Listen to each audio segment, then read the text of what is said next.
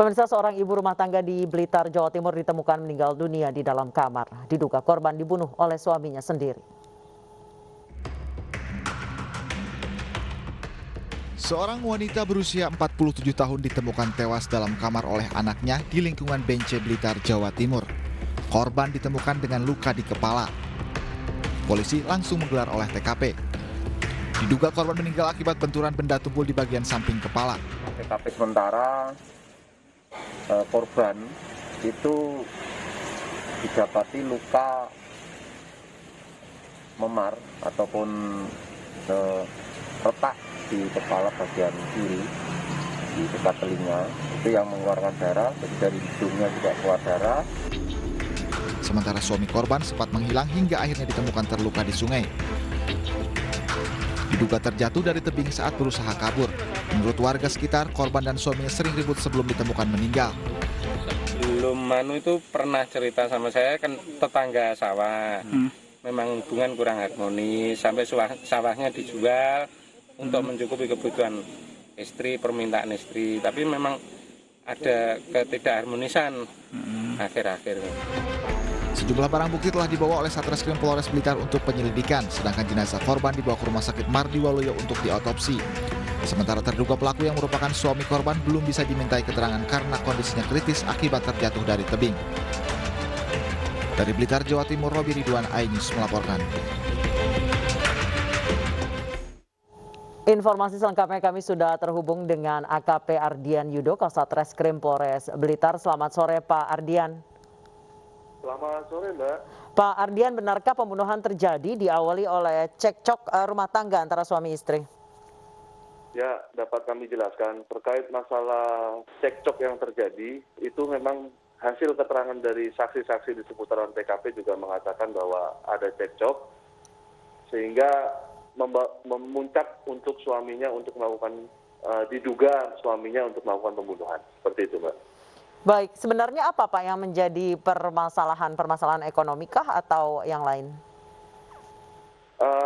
Hasil dari keterangan-keterangan yang kami kumpulkan untuk motif yang dilakukan diduga oleh suaminya ini, bahwa sang istri ini ada simpanannya ya. Jadi punya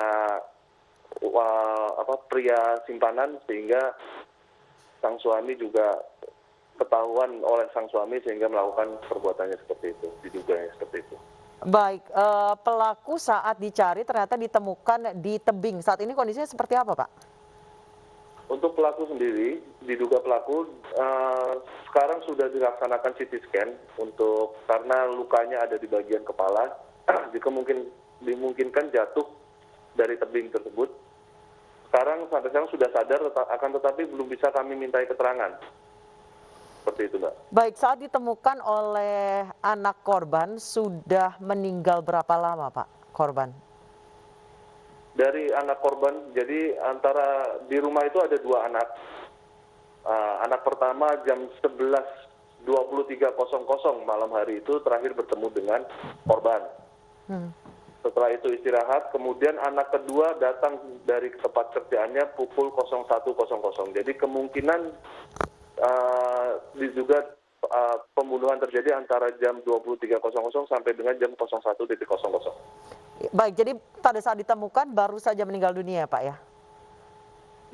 Baru saja meninggal dunia, betul. Baik, Pak Ardian, berdasarkan keterangan saksi sudah berapa lama suami istri ini cekcok, Pak? Semenjak dari awal tahun, Mbak. Oke, dan penyebabnya masih sama karena ada pria idaman lain, Pak, atau ada masalah lain? Betul, masih sama, ada pria idaman lain. Jadi sudah informasi dari yang kami dapat dari tetangga maupun anaknya juga, bahwa ibunya ini sudah beberapa kali bergonta-ganti pria lainnya juga, dan juga diketahui oleh suaminya. Baik, seperti apa Pak kronologi pembunuhan? Untuk kronologinya masih kami dalami, karena masih kita kumpulkan alat bukti atau saksi-saksi yang ada di seputaran TKP. Karena memang pada saat kejadian pembunuhan sendiri tidak ada saksi yang melihat. Baik, tadi dari keterangan tetangga sawah mengatakan bahwa mereka sering cekcok soal uang, diantaranya soal penjualan sawah. Terkait informasi itu, apa keterangan dari saksi ataupun anak pelaku dan korban, Pak? Untuk masalah penjualan sawah masih akan kita dalami apakah itu untuk memenuhi kebutuhan dari sang istri atau mungkin ada kebutuhan yang lain. Masih belum akan kita dalami kembali nanti. Baik, terima kasih AKP Ardian Yudo Kasatreskrim Polres Blitar, Jawa Timur telah bergabung bersama kami di Anyus Sore. Pemirsa, 3 kakak dari Tuti Suhartini, korban pembunuhan ibu dan anak di Subang, diperiksa polisi. Pemeriksaan untuk memperoleh informasi tambahan dalam kasus yang belum juga terungkap selama hampir 2 bulan terakhir. Sehat ya, Pak. Sehat ya. Kasus pembunuhan ibu dan anak di Subang, Jawa Barat terus bergulir. 3 kakak kandung korban Tuti Suhartini Rabu sore memenuhi panggilan polisi. Mereka diperiksa selama kurang lebih 5 jam. Meski demikian, mereka tak bersedia memberikan keterangan terkait dengan pemeriksaan tersebut. Harapannya gimana, Bu Filis? Ini udah cepat selesai, Oh, iya, Bu. terungkap. Ini Tadi terkait- apaan aja sih? Tadi apaan aja sih? Belum Belum. Baru mau. Ya, Polres. siap. 2 Oktober lalu, polisi kembali membongkar makam kedua korban untuk keperluan otopsi ulang. Otopsi ulang dilakukan untuk mencari kesesuaian antara bukti dan juga petunjuk baru. Selain itu, polisi juga membutuhkan informasi terkait kondisi luka dan waktu kematian korban. Hampir 2 bulan, kasus pembunuhan di Jalan Cagak Subang ini belum juga terungkap. Polisi mengaku kesulitan mengungkap kasus ini karena tidak ada satupun saksi yang melihat peristiwa pembunuhan. Puluhan saksi telah diperiksa dalam kasus ini. Tim iNews melaporkan. Polisi menangkap seorang begal saat bersama seorang perempuan di sebuah kamar hotel. Pelaku merupakan residivis kasus yang sama dan sering beraksi di sekitar kota Makassar, Sulawesi Selatan.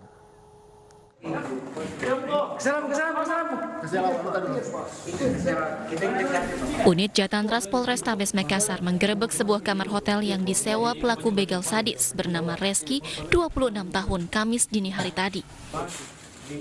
Saat digerebek, pelaku sedang bersama seorang perempuan di dalam kamar hotel. Penangkapan ini dilakukan berdasarkan keterangan dari rekannya yang telah tertangkap setelah membeli telepon genggam hasil curian pelaku. Pelaku ternyata bersembunyi di sebuah kamar hotel usai beraksi. Saat menggeledah lokasi penangkapan, polisi menemukan sejumlah alat kontrasepsi. Polisi juga menyita telepon genggam dan sepeda motor hasil kejahatan pelaku. Pelaku merupakan residivis kasus serupa yang tidak segan-segan melukai korbannya saat beraksi. Dengan menodong menggunakan sebilah badik, sehingga korban merasa ketakutan dan memberikan seluruh barang dari korban. Dari hasil interogasi, mereka sudah melakukan berapa kali aksinya di Makassar? Untuk pelaku tersebut, saat kami interogasi sudah beberapa kali melakukan aksi tersebut dan sudah menjalani hukuman sebelumnya. Atas perbuatannya, pelaku terancam hukuman 5 tahun penjara. Dari Makassar, Sulawesi Selatan, Leo Muhammad Nur, iNews melaporkan. Identitas Mr. X yang diduga pencuri sepeda motor yang dibakar warga di Bangkalan, Madura akhirnya terungkap. Polisi juga memastikan masih akan mencari provokator dalam pembakaran tersebut.